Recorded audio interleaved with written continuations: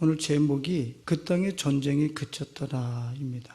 갈렙이라고 하는 사람이 자기 앞에 놓여있는 어마어마한 대적들과 저항 세력들을 정복하고 그 땅에 전쟁이 그쳤더라 하는 것으로 오늘 우리가 읽은 본문이 맞춰지고 있습니다.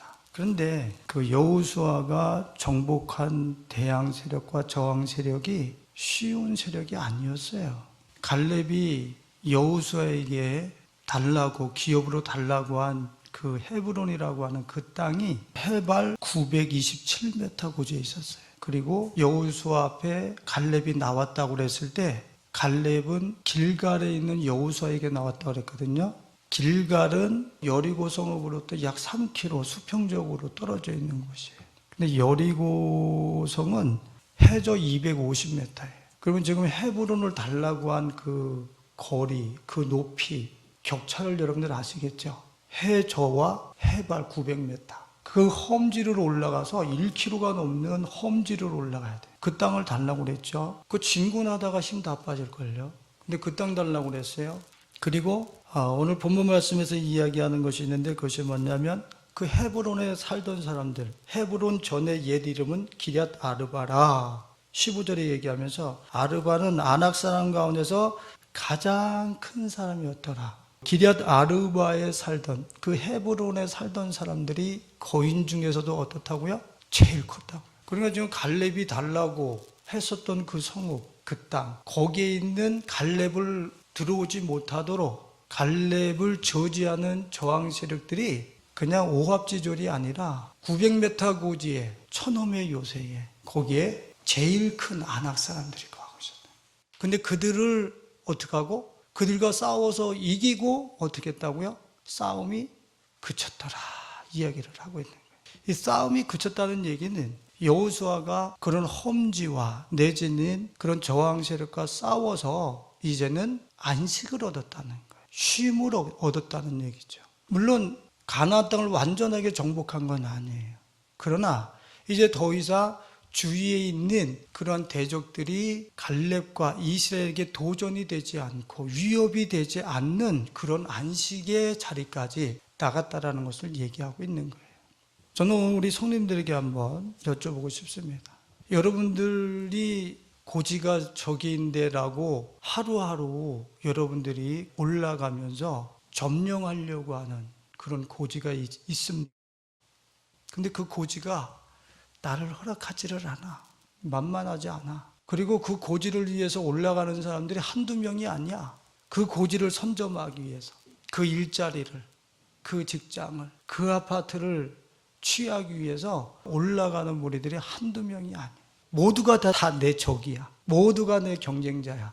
혹시 이러한 삶의 모드 속에서 우리 성도님들은 싸움을 그치고 안식을 얻고 사시고 계십니까? 갈렙은 자신의 삶 속에 있는 그런 고지와 또 자신의 앞길을 가로막고 있는 아낙 자손의 가장 큰 거인의 저항 세력을 정복하고 전쟁을 그쳤더라, 안식했더라, 쉼을 얻었더라 이렇게 성경이 이야기하고 있어요.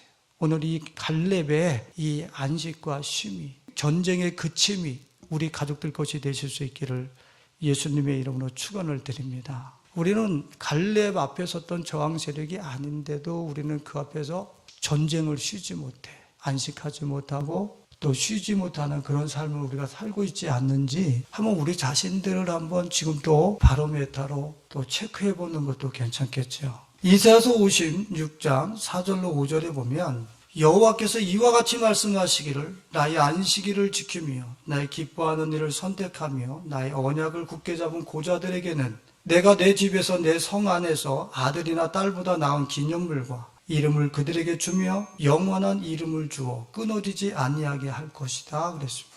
어떤 사람들요? 안식일을 지키는 사람들에게 하나님께서는 아들이나 딸보다 나은 기념물, 그 기념물과 이름을 준다.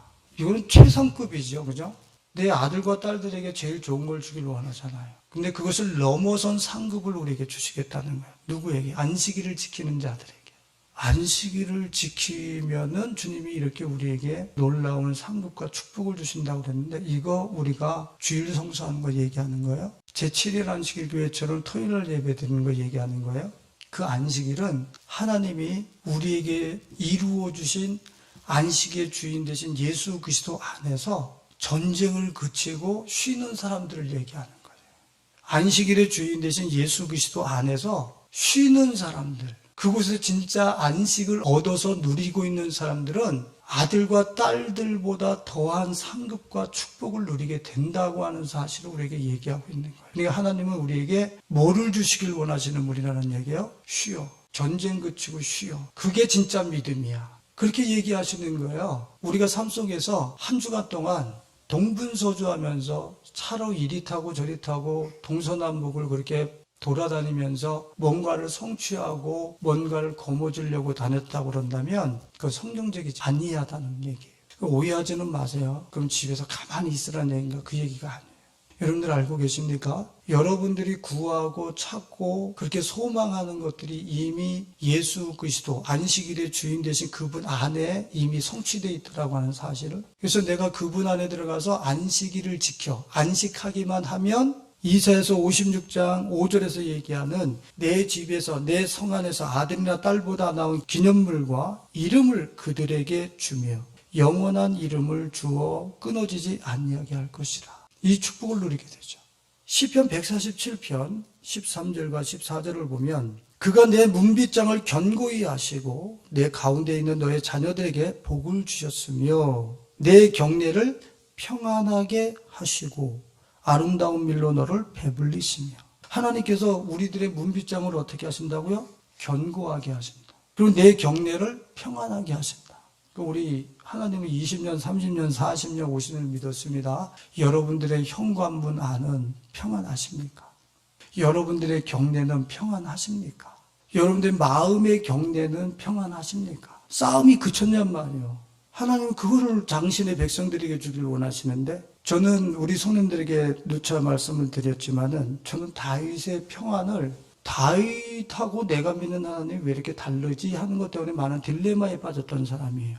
다윗은 시편 27편 3절에 군대가 나를 대적하여 진칠지라도 전쟁이 일어날지라도 내 마음이 두렵지 아니하며 전쟁이 일어나 나를 치료할지라도 나는 여전히 태연하리로다 그랬어요. 전쟁이 그치지 않았어요. 전쟁이 일어나 치는 그 순간에도 그는 안식의 경내에 거하고 있어요. 평안의 경내에 거하고 있다고요. 저는 오늘 우리를 이곳에서 한번 조명해 보길 원해요. 다윗은 전쟁을 이겨서 그치고 안식을 얻은 게 아니라 전쟁이 일어나 치는데도 안식을 갖고 있었단 말이에요. 우리들은요, 전쟁이 아니에요.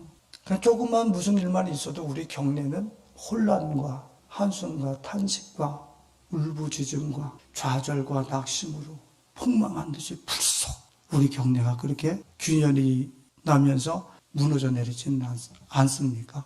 저도 그런 경험을 했지만 누군가가 나한테 눈총 한번 쏘면은 어떻게 해요? 6.25 때 따발총을 맞은 것처럼 내 마음이 눈총 한 방 맞은 게 아니에요. 걸레처럼 누더기처럼 내 마음이 그렇게 산산조각이 나버려요. 조금 우리 손님들에게 또 도전해 봅니다. 여러분들이 침대에 누워서 쉼을 누리려고 할 때 문자가 뾰로록 날아왔어요. 그 문자가 내 몸을 관통해서 선혈을 난자하게 한 것도 아닌데 그 문자가 눈을 파고드는 순간에 내 그 요람과 같은 침대가 갑자기 지옥 불로 바뀌어버리는 경우 경험해 보셨어요? 문자 하나가, 활자 하나가 날아와서 그냥 내 손에 받쳐졌는데 그것은 전쟁터와 같은 쑥대밭이 되어버려요.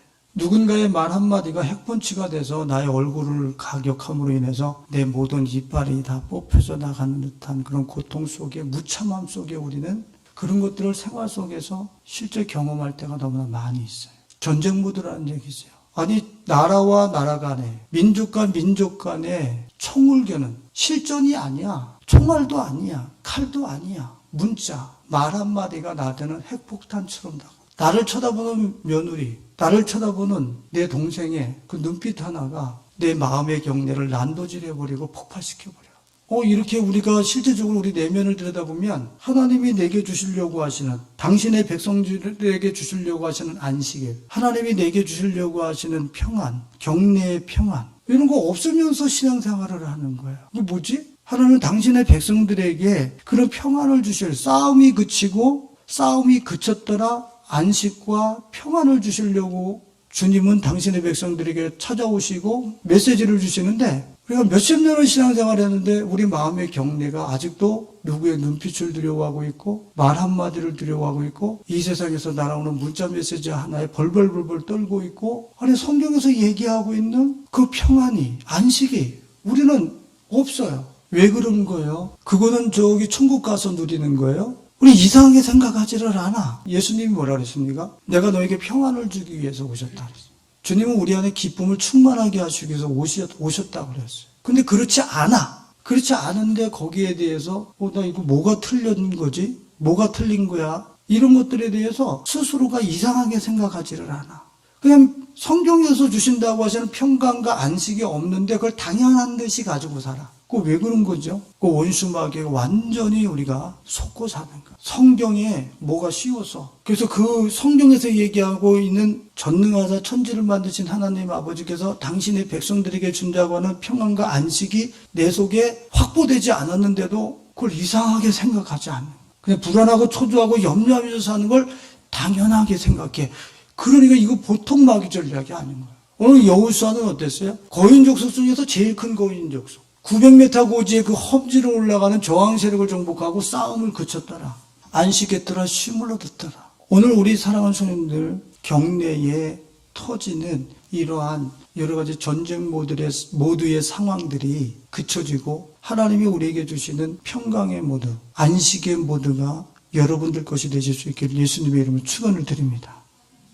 그러면 갈렙이라고 하는 사람은 어떻게 했길래 자신보다 더 센 저항 세력과 그 험지를 점령하고 그 땅에 평안을 가지고 오고 안식을 가져왔을까? 자신의 삶 속에 어떻게 해서 전쟁을 그칠 수 있었을까? 갈렙이 어떻게 했길래? 우리가 그걸 본문을 통해서 한번 알아봐야 되겠잖아요. 그죠? 자, 갈렙이 어떻게 자신이 하나님 앞에 서 있었던가를 한번 보겠습니다. 13절을 보면은 여호수아가 여분네 아들 갈렙을 위하여 무엇을 하고? 축복을 하고. 잘 들으세요. 지금 갈렙은 누구 아래 내려서고 있어요? 여호수아의 권위 아래서 축복을 받고 있어요. 근데 무시하지 마세요. 여러분들이 정말 여러분들의 공동체, 여러분들의 가정, 여러분들이 속해 있는 회사, 여러분들이 살아가고 있는 학교, 여러분들의 이 공간 속에서 하나님이 세우신 권위와 질서 아래 여러분들 순종할 줄 아는, 축복을 받기 위해서 그 아래 복종할 줄 아는 그러한 성도님들이 되실 수 있기를 예수님의 이름으로 축원을 드립니다. 아니 전쟁을 그치는데 무슨 갈렙이 여호수아에게 축복받은 것이 제 1번으로 나옵니까? 그게 여러분들이 질서를 몰라서 그러는 거예요. 축복은 위로부터 내려와서 하나님의 그 평안과 기쁨은 위로부터 내려오는 거예요. 그래서 여러분들이 한번 경험해 보세요. 여러분들 위에 하나님이 이 세상을 운영하기 위해서 세워놓으신 질서와 권위가 있는데 그것을 무시하면서 한번 살아보세요. 바람잘 날 없어요. 근데 우리는 우리 위에 세워진 그 권위를 너무 우습게 여겨요. 지금 포스트 모더니즘 시대에는 어때요? 권위에 대한 해체, 교사들의 권위도 해체, 부모의 권위도 해체. 너의 인권이 부모의 인권과 뭐가 다르냐, 선생님의 인권과 학생들의 인권이 뭐가 다르냐 하면서 권위에 대한 순종과 그런 권위 아래의 어떤 복종을 해체시키고 있어요. 그건 마귀와 사단의 전략이에요. 그럼 이제 학생들과 선생님들의 인격과 인권이 다르냐? 그 얘기가 아니에요. 같아요. 하나님 보시기에 같은 영혼이야. 그러나 하나님께서 이 세상을 운영하시기 위해서 세우신 질서와 권위가 있다는 얘기. 하나님이 이 세상을 운영하기 위해서 세우신 권위가 있어. 그 아래는 내가 순종하고 복종할 때에 내 삶의 경리에 평강이 찾아오는 거예요. 여러분들 갈렙을 보세요. 갈렙이 여호수아한테 받기 위해서 그 아래에 서는 것이 쉬웠을까요? 어려웠을까요? 여러분들을 한번 체크해 보세요. 축복을 받기 위해서 갈렙이 여호수아 아래 서는 것이 쉬웠을까요? 물론 갈렙 같은 경우에는 그 안에 이미 그런 어떤 순종과 복종할 수 있는 권위와 질서에 자기를 낮출 수 있는 그러한 그 하나님의 말씀과 법이 그 안에 충만하기 때문에 그 권위 아래 순종할 수 있었겠죠. 그럼 여러분들은요? 저나 여러분들은. 자, 갈렙을 한번 보세요. 갈렙은 광야 45년 전에, 지금 오늘 본문 말씀에 의하면 45년 전에 여호수아와 동급이었어요. 열 정당군은 부정적인 보고를 했지만 갈렙은 여호수아와 더불어서 그들은 우리의 밥이라고 모세에게 보고했었던 그런 믿음의 거장이었어요. 누구와 동급이었어요? 여호수아하고요. 여호수아하고 같은 믿음의 레벨이었었다고요. 그리고 광야 40년 동안 애굽에서 나온 모든 사람들이 죽었는데 제1세대, 출애굽 1세대 다 죽었는데 갈렙하고 여호수아만 살아서 모세도 못 들어간 그곳을 갈렙과 여호수아만 가나안 땅에 들어갔어요. 그 갈렙의 이 영성과 이 갈렙이 가지고 있는 자존감은 어느 정도겠어요? 내가 누구한테 굽혀? 내가 누구한테 축복을 받아? 내가. 근데 여러분들 모세를 통하여 하나님께서 너의 시종 여호수아를 너의 후계자로 삼으라 했을 때 갈렙은 거기서 제외된 것으로 해서 한숨을 진 게 아니라 자기와 같은 동급과 레벨이었었던 여호수아 아래 자기를 순종시켜요. 축복해달라는 거예요. 하나님이 세우신 그 권위를 인정하겠다는 거예요. 할렐루야. 이건 너무너무 중요한 거예요. 근데 우리들은 어떻게 해요? 하나님께서 우리 위에 크고 작게 세워놓으신 권위들을 쉽게 받아버립니다. 그리고 거부해버립니다. 제가 참 살면서 주님이 아주 깊게 경험시키는 게 있는데 그게 뭐냐면 내가 어느 세미나에 가서 혹시 그 조회에 들어가서 조장 밑에 있거들랑 그 조장의 이야기에 100% 순종하라. 내가 어느 공동체에 들어가거들랑 그 공동체의 리더 아래서 내가 순종할 줄 아는, 너를 낮출 줄 아는 그런 사람이 되라.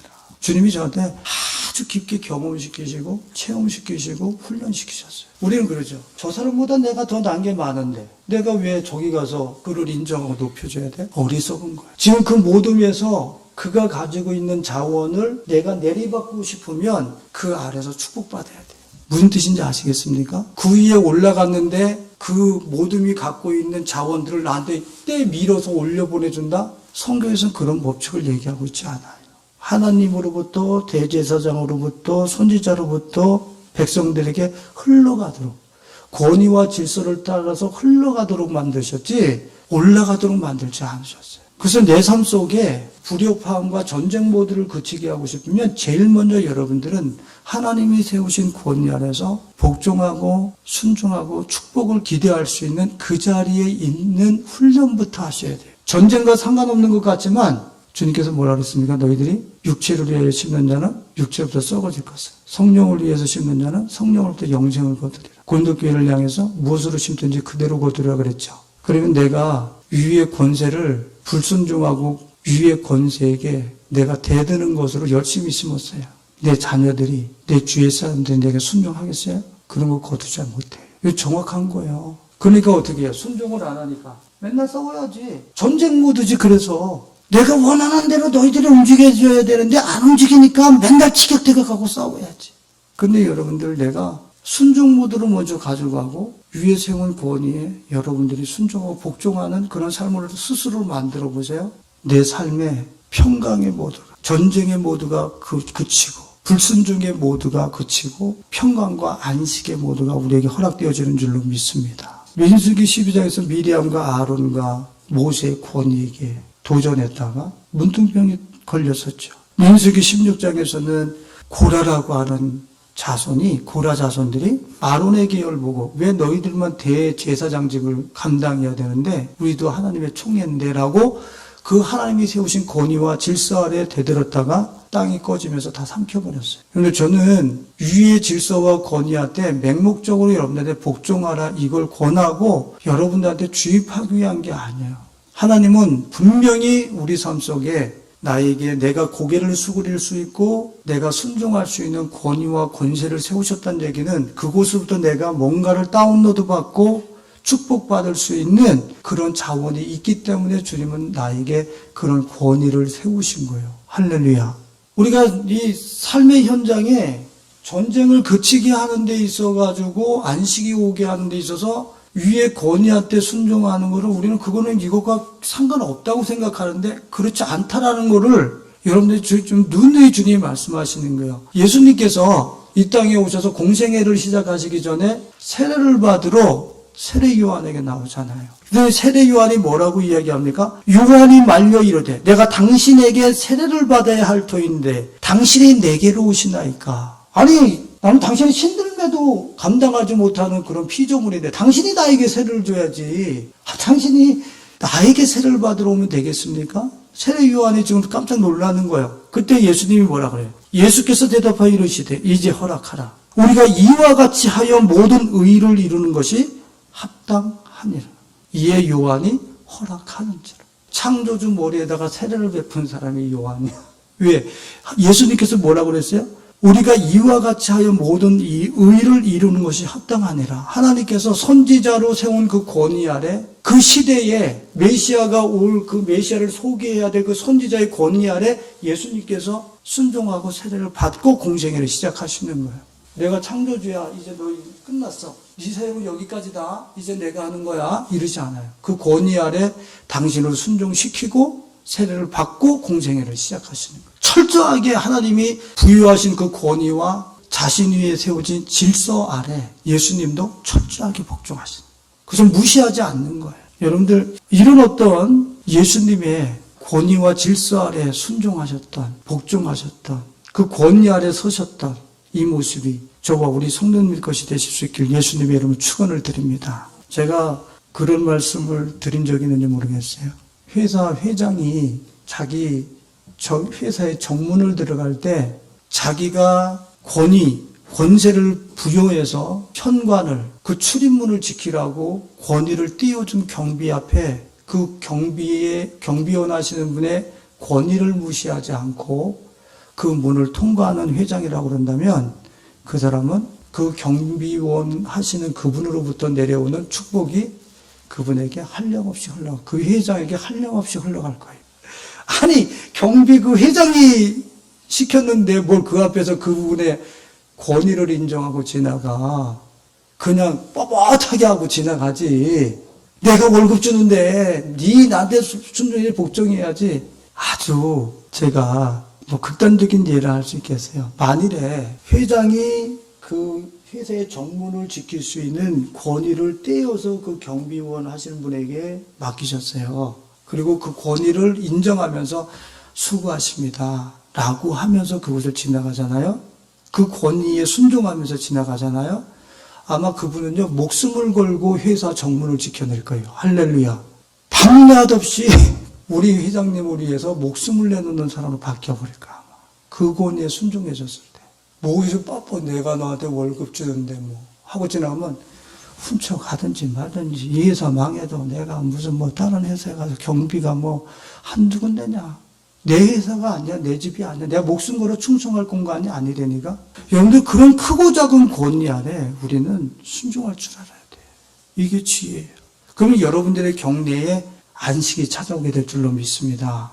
이 갈렙이라고 하는 사람이 그 자기가 정복하려고 했던 그 땅에 전쟁이 그쳤다라 그랬는데 전쟁을 이기고 승리할 수 있는 힘과 파워가 갈렙에게는 결핍되지 않았다는 얘기죠. 자, 다음 무슨 얘기냐면 그가 광야 생활할 때 40세였었나 봐요. 45년이라고 그랬는데 아마 지금 가나안을 정복하는 어떤 그 시점에 그 5년이 더해져가지고 지금 85세라고 얘기를 하고 있어요. 그런데 한번 11절을 한번 봐보세요. 모세가 나를 보내던 날과 같이 오늘도 내가 여전히 강건하니. 뭐라고 그랬어요? 모세가 나를 보내던 날과 같이 오늘도 어떻게 해요?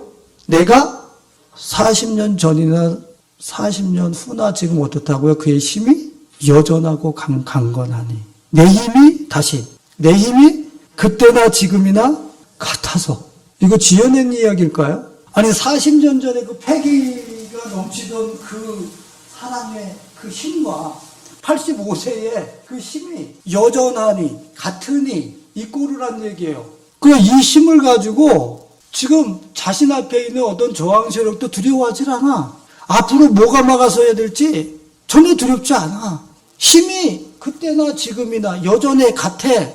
자신 있다 이거요. 힘이 없으면은 여러분들의 안에 안식 가질 수 있어요, 없어요?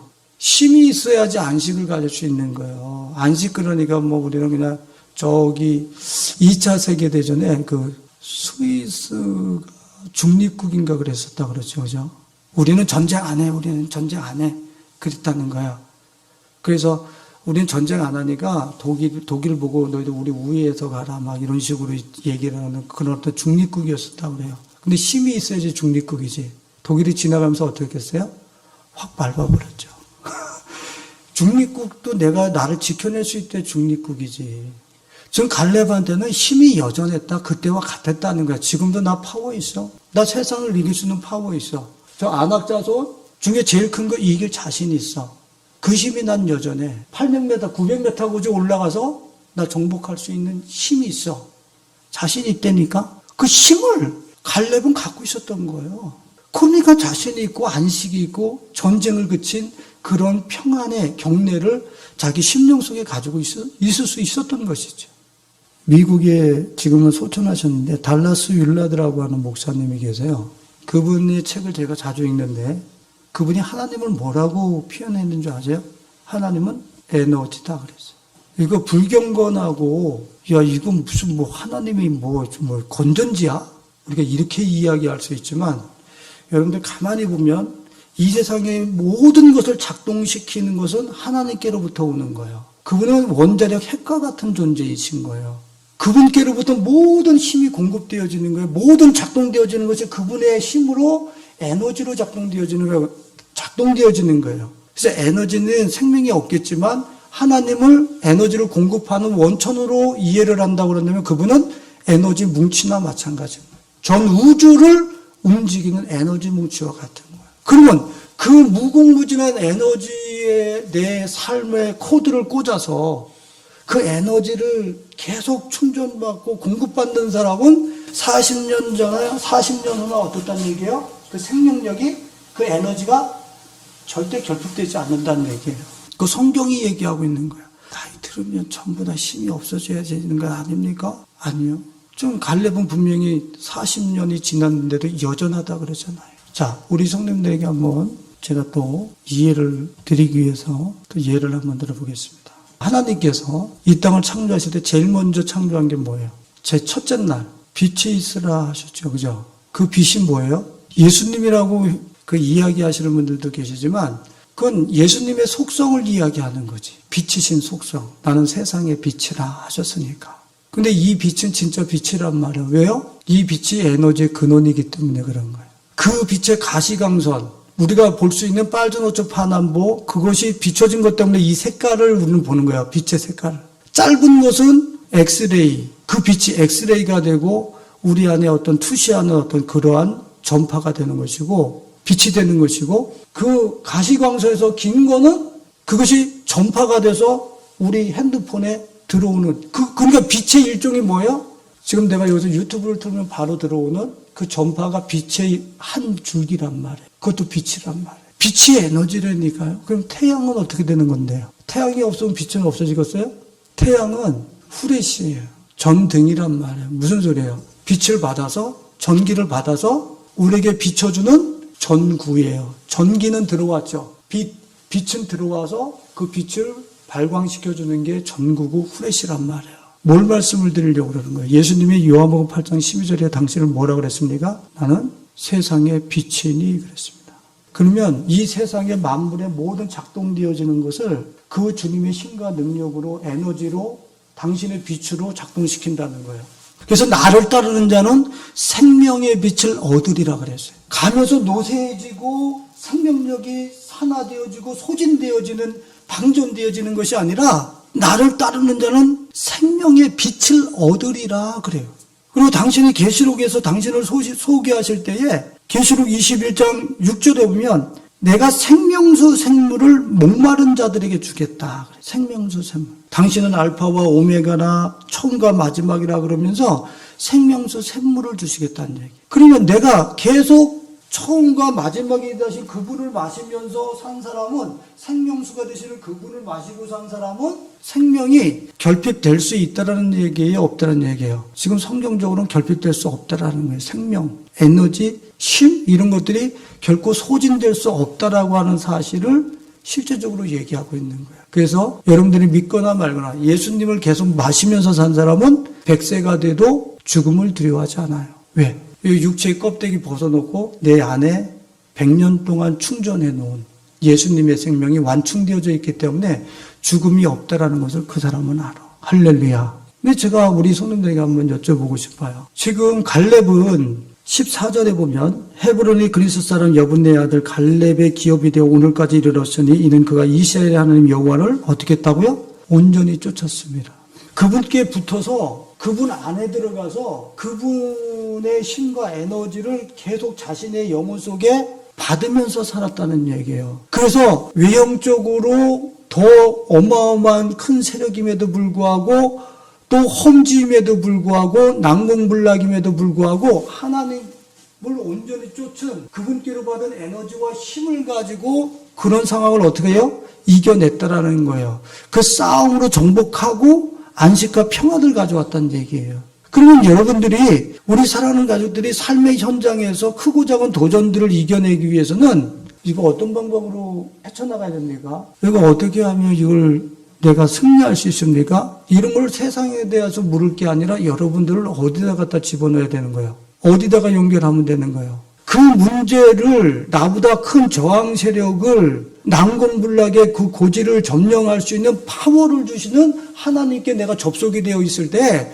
그 하나님께로부터 오는 힘을 가지고 지금 나의 삶의 현장을 정복하고 안식을 가져올 수 있다는 얘기예요. 할렐루야. 하나님께 내가 꽂혀 있어야 된다니까 내 콘센트가. 근데 우리 콘센트가 어디에 꽂혀 있어요? 사람한테 가서 꽂혀 있고 돈에 가서 꽂혀 있고 아니 거기서 돈이 주는 에너지를 얼마나 내가 끌어당겨서 내가 힘을 얻을 수 있는데 내가 무슨 사람을 잘 만나서 그 사람한테 오는 에너지를 끌어당겨서 내가 나의 삶의 난공불락을 어떻게 해결하는데 그 사람도 자기 문제 하나 해결하지 못해서 지금 뻐걱뻐걱 대면서 죽을 지경이에요 지금. 근데 거기다 내 지금 젓가락 하나 꽂고 거기다 내 스위치 꽂아가지고서 뭘 에너지를 빨아들일 수 있는데 그런 거 없어요. 이 사람이나 저 사람이나 정말 오늘의 난공불락과 고지를 저항 세력을 정복하고 다쓸 수 있는 파워는 스위치가 내 코드가 하나님께 꽂혀 있어야 되는 거예요. 그 무궁무진한 에너지가 내게 전가되어지고 흘러들어올 때 벌떡 일어나는 거지 자신 있는 거지. 그게 성경이란 말이에요. 근데 우리 하나님 앞에 내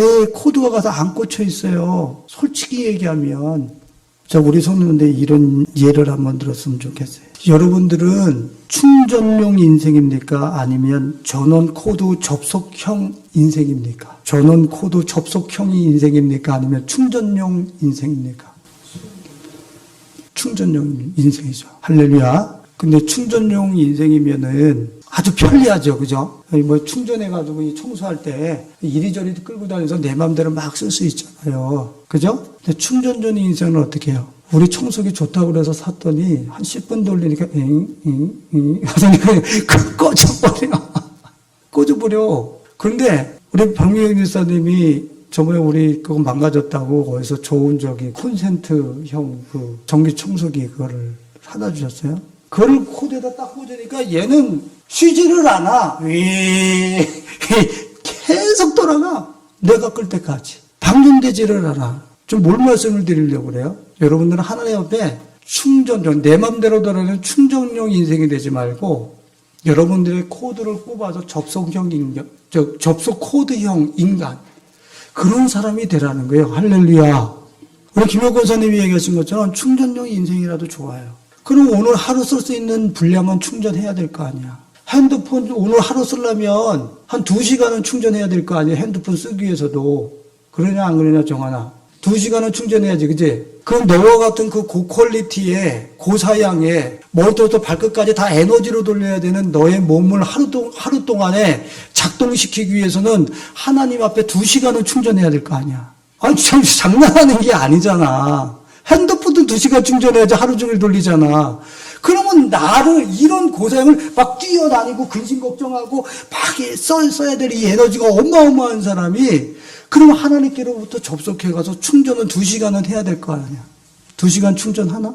여러분들 핸드폰도 20% 충전해가지고 안 써요. 여러분들 20% 충전해가지고 핸드폰 씁니까? 밤새 충전해서 완충 100% 하기 위해서요. 핸드폰 하나 쓰려고 해도 완충하려고 그럽니다. 근데 여러분들은 여러분들의 그 하루를 작동시킬 수 있는 원자력 핵발전소와 같은 곳에서 핵 에너지와 같은 하나님께로부터 오는 그 생명을 내게 충전하기 위해서 여러분들 2시간 동안 충전 모드 상태로 있어 보셨어요? 하나님을 바라보면서 그분이 내게 충전되도록 여러분들 그렇게 그분을 묵상하면서 그분 앞에 있어 보셨어요? 20% 충전되어진 내 몸을 가지고 하루를 살아가려니까 오전 1시간만 맹맹맹 돌아가지고 그 나머지는 전부 다 겨우 그러기 상태가 돼가지고 살아가. 안 멈춰서는 것도 참 다행이야. 아니, 제가 이제 웃자고 한 얘기 아니라니까. 핸드폰 요새 무선 충전이잖아요. 그죠? 그냥 그 옆에다 갖다 놓으면은 그 충전기 위에다 그냥 뭐 이거 꽂지도 않고 올려놓으면 어떻게 돼요? 충전되죠. 그러면 여러분들은 스마트폰이나 컴퓨터보다 더 고퀄리티, 고사양의 스마트폰이고 컴퓨터거든요. 여러분들도 누구 옆에 가면은 그것이 내게 충전이 되겠어요, 안 되겠어요? 내가 누군가의 옆에 가면 그것이 충전이 된다니까요. 그 남의 것을 이렇게 막 이렇게 훔치고 이렇게 자기 물건처럼 쓰시는 분 옆에 내가 가서 하루 종일 있었다고 생각해봐요. 분명히 그 기질이 내게 충전됐어요. 충전된다니까, 자동 충전된다니까요. 내가 공부 잘하는 사람 옆에 가 있었어요. 하루 종일 공부 괜히 하고 싶은 마음이 충전돼요. 분명합니다. 금묵자옥이라. 그래서 내가 뭐를 갖고 놀든지 그것이 내 몸에 묻는다고 하는 이 사자성어가 지금 제가 현대 버전으로 바꾼 거예요. 그럼 여러분들은 자동 충전되는 사람들이거든요. 누구 옆에 가면 그것이 충전돼서 그 영향력을 내가 충전받게 돼 있어요. 그럼 하나님 앞에 내가 앉아 있으면요. 하나님이 어디 계신데요? 온 우주에 충만하다고 그랬는데 내가 코드만 접속하든지 내가 생각만 가지고 그분 앞에 있으면 자동 다운로드 되고 충전돼요. 내가 의식만 가지고 있다고 본다면. 근데 그분 앞에 2시간을 어떻게 드립니까? 이 분주한 시대에. 그러면 20% 충전된 것 가지고 30% 충전된 것 가지고 뻐걱뻐걱 대면서 맨날 지면서 사는 거예요. 무슨 마음의 격려에 평안이 있습니까? 뭘 가지고 세상을 이깁니까? 어떤 파워를 가지고, 어떤 지략과 모략을 가지고, 어떤 세속적 정보를 가지고 여러분들 앞에 저항하고 있는 세력들을 이겨낼 겁니까? 이미 지략과 모략이 아무리 뛰어나도 내 속의 에너지는 이미 방전되어 있고 이미 소진되어져 있는데 뭘 가지고 나를 작동시킬 거예요? 저 갈렙은요, 그분을 온전히 쫓았다는 얘기는 그분께 붙어 있었다는 얘기예요. 그분 안에 들어가 있다는 얘기예요. 그분과 자기가 떨어져 있질 않아. 그러니까 에녹이, 노아가 하나님과 동행하였더라. 동행하니까 이분으로부터 오는 무궁무진한 에너지와 자원이 있으니까 죽음도 이겨 에녹이. 노아가 이분과 계속 자동 충전하면서 살으니까 홍수를 이겨버려, 홍수를 밟아버려. 할렐루야. 이런 이 시대에 나보다 어마어마한 센 세력들, 그런 어떤 심판, 또 내지는 어떤 재앙들도 이겨낼 수 있는 그런 갈렙의 파워가 오늘 여러분들 것이 되실 수 있길 예수님의 이름으로 축원을 드립니다. 하나님을 옆에다가 붙이고 나를 그곳에다 기대서 이분과 같이 걸어다니 계속 자동 충전되는 거야. 그분이 자동 충전돼서 여러분들의 영혼이 그분으로 완충되었을 때 여러분들의 인생이 어떻게 바뀌는가 보시란 말이야. 독수리 날개치고 올라갔을 것이요. 소년이나 장전이라도 다 넘어지고 쓰러지지만 여호와를 앙망하는 자는 새 힘을 얻을 것이니 독수리가 날개치고 올라갔을 것이다. 할렐루야. 그 에너지의 근원이 되시는 성령이 기름 부어졌을 때 요엘서에 보니까 누구도 꿈을 꾼다? 죄송한 얘기지만 늙은이도 꿈을 꾼다. 그게 무슨 소리입니까? 전도서에 메뚜기 하나 얹어도 계단을 겨우 올라가는 메뚜기도 짐이 됐던 사람이 에너지의 근원이 되시는 성령 하나님의 기름 부음을 딱 받는 순간에 꿈을 꾸면서 벌떡 일어나서 자신의 또 남은 삶을 자신있게 힘있게 살아가더란 얘기예요. 할렐루야. 그러니까 여러분들 이 갈렙이 가지고 있었던 이 전쟁을 그친 안식과 평강의 삶은요, 2가지가 핵심 그 가치였어요. 뭐요? 자기를 하나님이 세우신 권위 아래 낮출 줄 아는, 축복을 받을 줄 아는 그런 자리에 갈렙이 있었던 것이고, 2번째는 어떻게 해요? 에너지의 근원이 되는 그 하나님께 자기 인생에 가서 꽂혀 있었어요. 전원 코드가 거의 꽂혀 있었어요. 그래서 40대나 85세 때나 여전히 그때와 같아. 그 힘을 가지고 그 앞에 있는 적은 더 이상 적이 아니야. 내가 너무 힘이 있어서, 내가 너무 자신감이 있어서 저거는 더 이상 나한테 적이 될 수가 없어. 할렐루야. 이 안식과 평안이, 전쟁 모드가 그치는 이러한 하나님의 선물이 가족들 것이 되실 수 있기를 예수님의 이름으로 축원드립니다. 기도하겠습니다.